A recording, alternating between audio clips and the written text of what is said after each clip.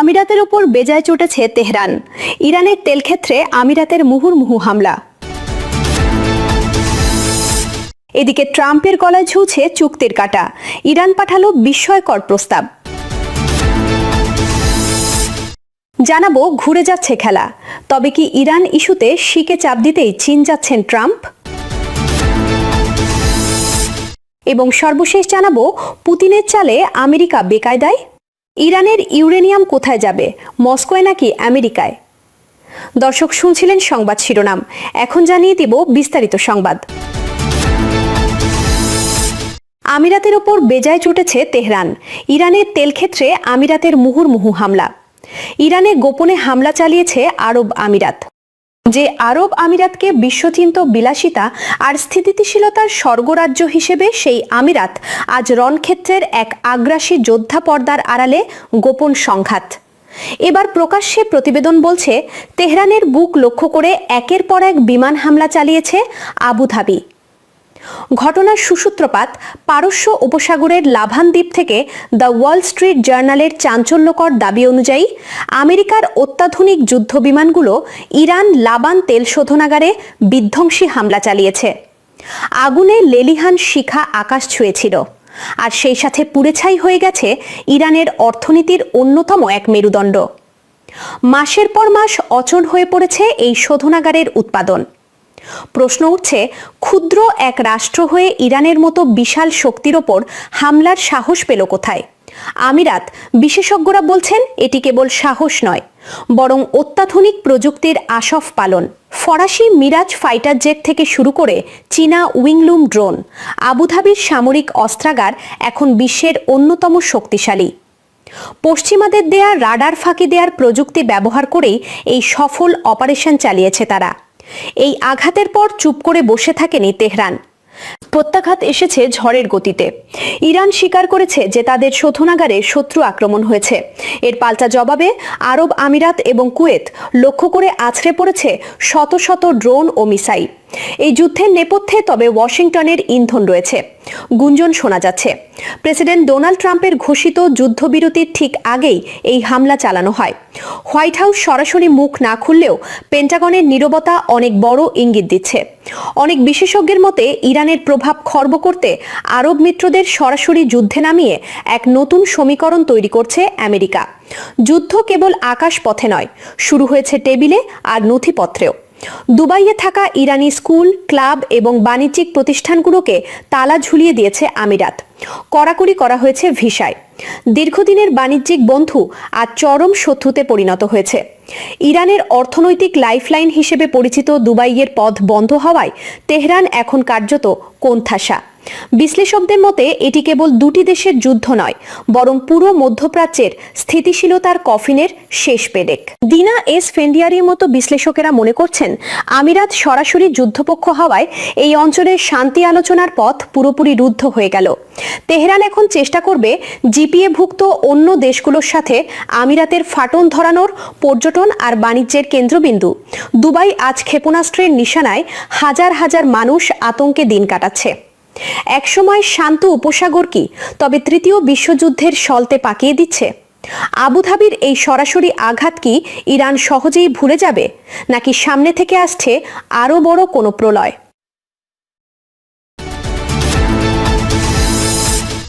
ট্রাম্পের গলায় ঝুলছে চুক্তির কাঁটা। ইরান পাঠালো বিস্ময়কর প্রস্তাব। মধ্যপ্রাচ্যের আকাশে এখনও যুদ্ধে বারুদ, কিন্তু এরই মধ্যে কূটনৈতিক টেবিলে শুরু হয়েছে এক নতুন দাবার চাল। প্রায় 6 সপ্তাহের রক্তক্ষয়ী সংঘাতের পর এবার পরমাণু ইস্যুতে এক বড়সড় অফার নিয়ে হাজির হয়েছে তেহরান। বিশ্ব রাজনীতিতে এখন একটাই প্রশ্ন, ট্রাম্প প্রশাসন কি ইরানের এই সমঝোতার প্রস্তাব মেনে নেবে, নাকি উপসাগরীয় অঞ্চলের জলসীমা আরও উত্তপ্ত হয়ে উঠবে? ওয়াল স্ট্রিট জার্নালের এক চাঞ্চল্যকর রিপোর্ট অনুযায়ী ইরান তাদের সমৃদ্ধ ইউরেনিয়ামের একটি বড় অংশ তৃতীয় কোনো দেশে পাঠিয়ে দিতে রাজি হয়েছে। তবে এর পেছনে রয়েছে এক কঠিন শর্ত। তেহরান স্পষ্ট করে জানিয়ে দিয়েছে তারা তাদের কোনো পারমাণবিক স্থাপনা ধ্বংস বা চিরতরে বন্ধ করবে না। যদি আলোচনা ব্যর্থ হয় তবে সেই ইউরেনিয়াম আবার তাদের কাছেই ফিরিয়ে দিতে হবে। অর্থাৎ হাত বদল হলেও মালিকানা ছাড়তে নারাজ খামেনি প্রশাসন। এদিকে হোয়াইট হাউস থেকে প্রেসিডেন্ট ডোনাল্ড ট্রাম্প দিয়েছেন পাল্টা প্রস্তাব। মার্কিন দাবি হচ্ছে হরমুজ প্রণালী দিয়ে আন্তর্জাতিক জাহাজ চলাচলের পূর্ণ স্বাধীনতা দিতে হবে ইরানকে। বিনিময়ে আগামী 1 মাসের মধ্যে ইরানি বন্দরগুলোর উপর থেকে মার্কিন নৌ অবরোধ তুলে নেয়ার আশ্বাস দিয়েছেন ট্রাম্প। তবে ট্রাম্পের চিরচেনা হুঙ্কার থামেনি। তিনি সাফ জানিয়েছেন, ইরান যদি খেলা বন্ধ না করে তবে প্রজেক্ট ফ্রিডম আরও জোরালো করা হবে। গত রবিবার নিজের সোশ্যাল মিডিয়া হ্যান্ডেলে ইরানকে ধুয়ে দিয়েছেন মার্কিন প্রেসিডেন্ট। তিনি অভিযোগ করেছেন, দীর্ঘ 40 বছর ধরে ইরান কেবল সময় নষ্ট করেছে এবং মার্কিন নাগরিকদের প্রাণ নিয়েছে। 42 নিরপরাধ আন্দোলনকারীকে হত্যার প্রসঙ্গ টেনে তিনি হুঁশিয়ারি দিয়েছেন, ইরান আর হাসার সুযোগ পাবে না। ট্রাম্পের এই আক্রমণাত্মক অবস্থান সিজফায়ার বা যুদ্ধবিরতিকে এক প্রকার খাদের কিনারে নিয়ে দাঁড় করিয়েছে। আগুনে ঘি ঢালতে পিছিয়ে নেই ইসরায়েলও। দেশের প্রধানমন্ত্রী বেনিয়ামিন নেতানিয়াহু 60 মিনিটস সাক্ষাৎকারে সরাসরি জানিয়েছেন, যুদ্ধ এখনো শেষ হয়নি। নেতানিয়াহুর দাবি, যতক্ষণ না ইরানের পারমাণবিক সক্ষমতা পুরোপুরি গুড়িয়ে দেয়া হচ্ছে এবং ইউরেনিয়ামের মজুদ শূন্য হচ্ছে, ততক্ষণ শান্তি অসম্ভব। ইসরায়েলের এই কঠোর অবস্থান ওয়াশিংটন ও তেহরানের মধ্যকার সম্ভাব্য চুক্তিতে বড় বাধা হয়ে উঠতে পারে। কাগজে কলমে গত 8 এপ্রিল থেকে যুদ্ধবিরতি চললেও বাস্তবে পরিস্থিতি সম্পূর্ণ ভিন্ন। গত রবিবার কাতার উপকূলে একটি পণ্যবাহী জাহাজে ড্রোন হামলা হয়েছে। সংযুক্ত আরব আমিরাত এবং কুয়েতও দাবি করেছে তারা একাধিক ইরানি ড্রোন আকাশেই ধ্বংস করেছে। এদিকে ইরানের উপপররাষ্ট্রমন্ত্রী কাজেম গারিবাবাদি ব্রিটেন ও ফ্রান্সকে করা ভাষায় শাসিয়েছেন, হরমুজ প্রণালীতে পশ্চিমা রণতরীর উপস্থিতি সহ্য করা হবে না। এই সংঘাতের সবচেয়ে বড় প্রভাব পড়েছে সাধারণ মানুষের পকেটে। বিশ্ববাজারে তেলের দাম সেঞ্চুরি পার করে $101 দাঁড়িয়েছে। সৌদি আরবকে সতর্ক করে বলেছে, যদি আজই হরমুজ প্রণালী খুলে দেয়া হয় তাহলেও বাজার স্বাভাবিক হতে 2027 সাল পর্যন্ত সময় লেগে যেতে পারে। তেলের এই আকাশছোঁয়া দাম আমেরিকার আসন্ন মিডটার্ম নির্বাচনে ট্রাম্প প্রশাসনের জন্য বড় মাথা ব্যথার কারণ হয়ে দাঁড়িয়েছে। সব মিলিয়ে পরিস্থিতি এখন এক অনিশ্চিত সন্ধিক্ষণে। আমেরিকার জ্বালানি মন্ত্রী ক্রিস রাইট ইঙ্গিত দিয়েছেন, পরমাণু ইস্যুর চেয়েও এখন হরমুজ প্রণালী খুলে দেওয়াটা আমেরিকার কাছে বেশি অগ্রাধিকার পাচ্ছে। অর্থাৎ এটি অন্তর্বর্তীকালীন চুক্তি হওয়ার সম্ভাবনা উড়িয়ে দেয়া যাচ্ছে না। এখন দেখার বিষয়, তেহরান তাদের ইউরেনিয়াম তৃতীয় দেশে পাঠিয়ে যুদ্ধের মেঘ কাটাতে পারে কিনা, নাকি মধ্যপ্রাচ্য আবারও এক দীর্ঘস্থায়ী মহাযুদ্ধের দিকে ধাবিত হয়। ঘুরে যাচ্ছে খেলা। তবে কি ইরান ইস্যুতে শিকে চাপ দিতেই চীন যাচ্ছেন ট্রাম্প? অবশেষে চীন সফরে যাচ্ছেন মার্কিন প্রেসিডেন্ট ডোনাল্ড ট্রাম্প। চীনের প্রেসিডেন্ট শি জিনপিং এর আমন্ত্রণে এ সফরে বৈশ্বিক বাণিজ্য, তাইওয়ান ইস্যু এবং মধ্যপ্রাচ্যের বর্তমান পরিস্থিতি নিয়ে আলোচনা হওয়ার কথা রয়েছে। তবে সবকিছুকে ছাপিয়ে মূল ইস্যু হয়ে দাঁড়িয়েছে ইরান যুদ্ধ। তবে কি ঘুরে যাচ্ছে মধ্যপ্রাচ্যের প্রেক্ষাপট?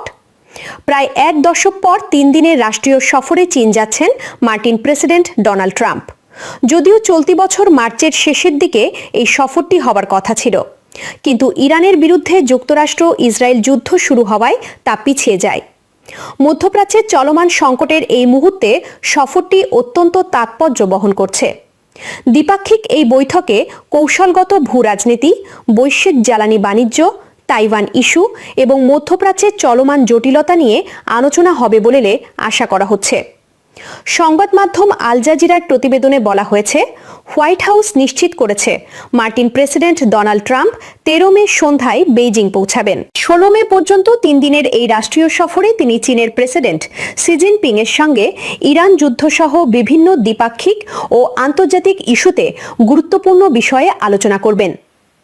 প্রতিবেদনে বলা হচ্ছে, এই সফরে ইরান ইস্যুতে চীনা প্রেসিডেন্ট শি জিনপিংকে বিশেষ চাপ দেবেন ট্রাম্প। বিশেষ করে ইরানের তেল বিক্রি এবং তেহরানের সামরিক ও বেসামরিক কাজে ব্যবহারযোগ্য পণ্য ক্রয়ের বিষয়ে বেইজিংয়ের উপর কঠোর অবস্থান নিতে পারে ওয়াশিংটন। হোয়াইট হাউসের প্রিন্সিপাল ডেপুটি প্রেস সেক্রেটারি আনা কেলি এই সফরকে অত্যন্ত তাৎপর্যপূর্ণ হিসেবে অভিহিত করে বলেন, এতে চীনের সঙ্গে সম্পর্কের ভারসাম্য ফিরিয়ে আনা এবং মার্কিন অর্থনৈতিক স্বাধীনতা পুনরুদ্ধারে পারস্পরিক স্বার্থ ও ন্যায্যতাকে অগ্রাধিকার দেয়া হবে। মার্কিন প্রশাসনের একজন উচ্চপদস্থ কর্মকর্তা জানিয়েছেন, ট্রাম্প এই সফরে চীন কর্তৃক ইরানকে অর্থায়নের বিষয়টি গুরুত্বের সঙ্গে তুলে ধরবেন। বিশেষ করে চীন তাদের উৎপাদিত জ্বালানির 90% ক্রয় করছে, যা প্রকৃতপক্ষে ইরানের সামরিক সক্ষমতাকে শক্তিশালী করছে। অন্যদিকে ইরান ও ইসরায়েল যুদ্ধের প্রেক্ষাপটে তেহরান হরমুজ প্রণালী বন্ধ করে দেওয়ায় বিশ্বব্যাপী জ্বালানি পরিবহনে যে সংকট তৈরি হয়েছে তা নিরসনে বেইজিংয়ের ভূমিকা নিয়ে কথা বলবেন ট্রাম্প। ইরান ইস্যুর পাশাপাশি এই আলোচনায় রাশিয়া ইউক্রেন যুদ্ধে চীনের অবস্থান, দ্বিপাক্ষিক বাণিজ্য এবং মার্কিন প্রযুক্তি খাতের জন্য অপরিহার্য রেয়ার আর্থ মিনারেলস বা বিরল মৃত্তিকা খনিজ নিয়েও আলোচনা হতে পারে। তবে বেইজিং ও ওয়াশিংটনের মধ্যকার প্রধান বিরোধপূর্ণ বিষয় তাইওয়ান ইস্যুতে মার্কিন অবস্থানে কোনো পরিবর্তনের সম্ভাবনা নেই বলে সরকারি সূত্রে জানানো হয়েছে।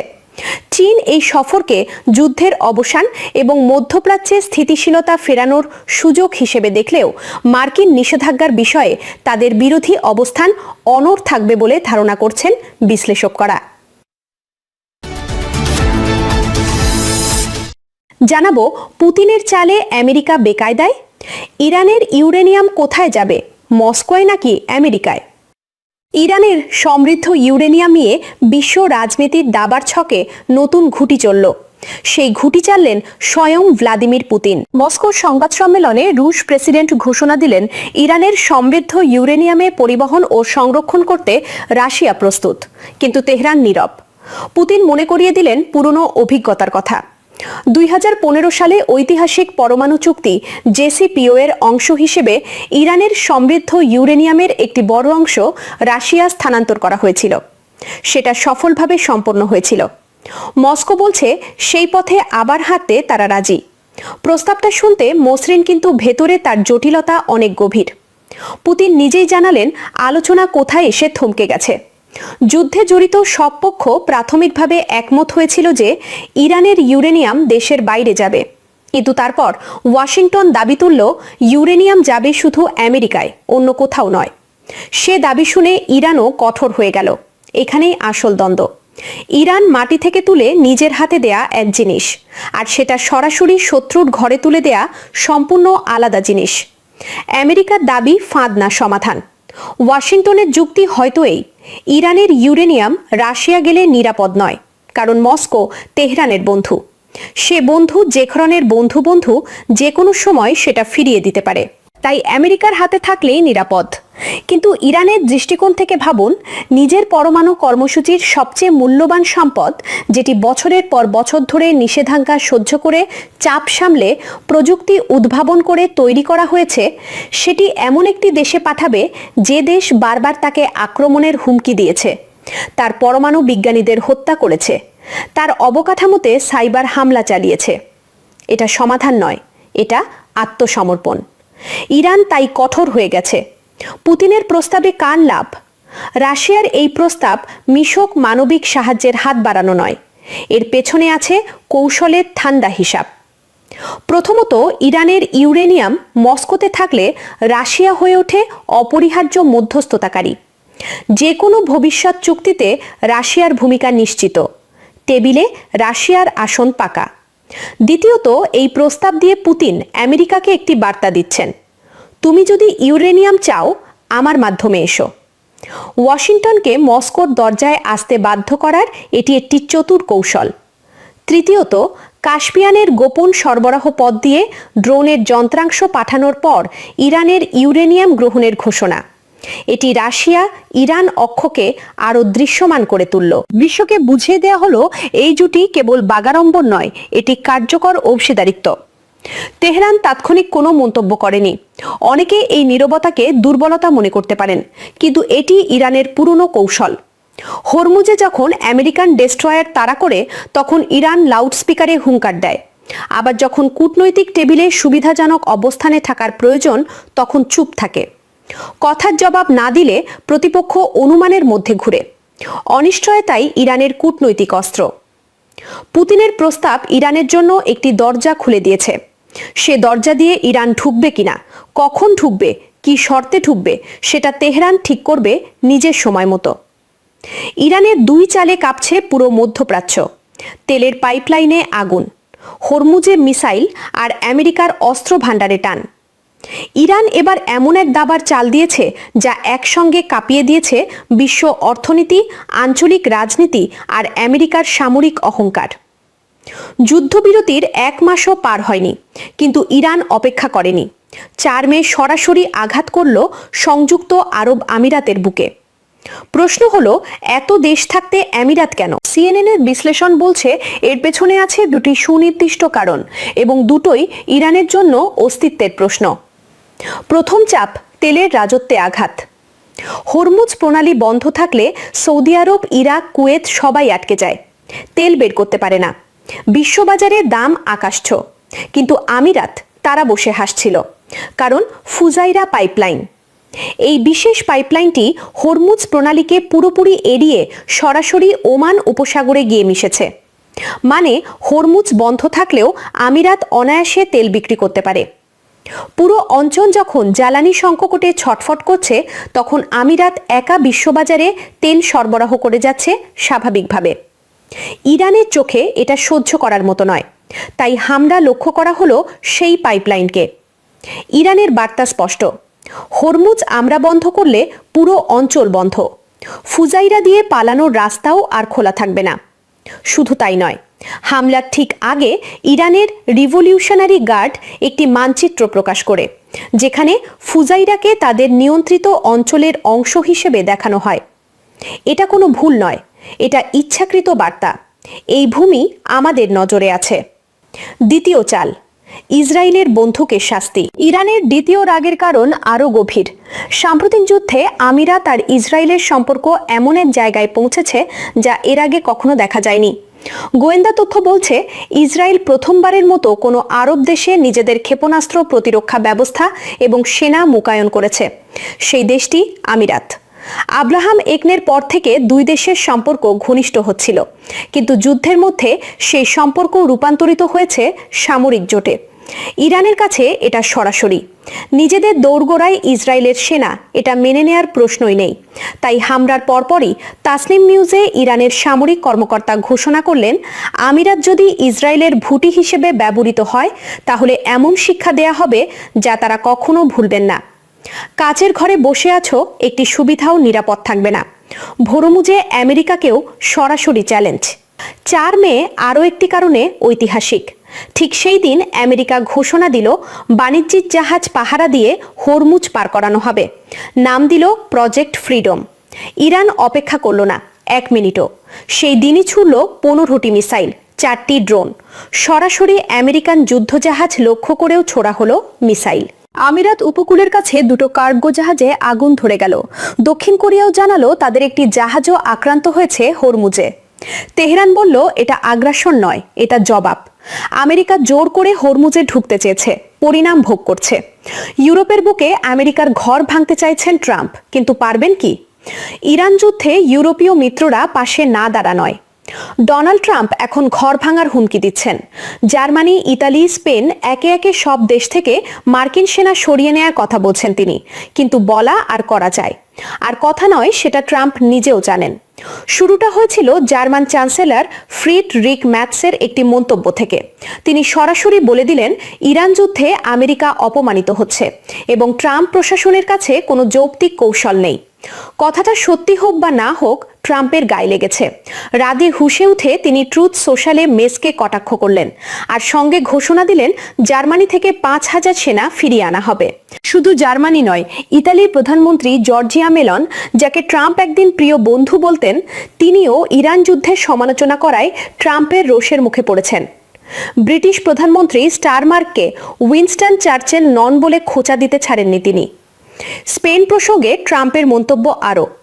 স্পেনের ভূমিকা ছিল একেবারেই ভয়ঙ্কর, কিন্তু এই রাগের আগুনে ঘি ঢেলেছে আসনে ইরান। যে দেশকে দশকের পর দশক ধরে কোণঠাসা করে রাখার চেষ্টা হয়েছে, সে ইরান। আজ এমন এক অবস্থানে দাঁড়িয়ে যে পুরো পশ্চিমা জটের কপালে ভাঁজ পড়েছে ভূগর্ভস্থ মিজাইল শহর, হাজার হাজার ফুট পাথরের নিচে লুকানো অস্ত্র ভাণ্ডার। এই ইরানকে সামরিকভাবে ঘায়েল করা যাচ্ছে না। যুদ্ধ দীর্ঘ হচ্ছে, খরচ বাড়ছে, আর পশ্চিমা মিত্রদের মধ্যে ভাট জড়া হচ্ছে। ইরান কার্যত নিজে না লড়েও শত্রুর শিবিরে ভাঙন ধরিয়ে দিচ্ছে। এটাই তার সবচেয়ে বড় কূটনৈতিক জয়। এবার আসা যাক আসল প্রশ্নে। ট্রাম্প কি সত্যি ইউরোপ থেকে সেনা সরাতে পারবেন?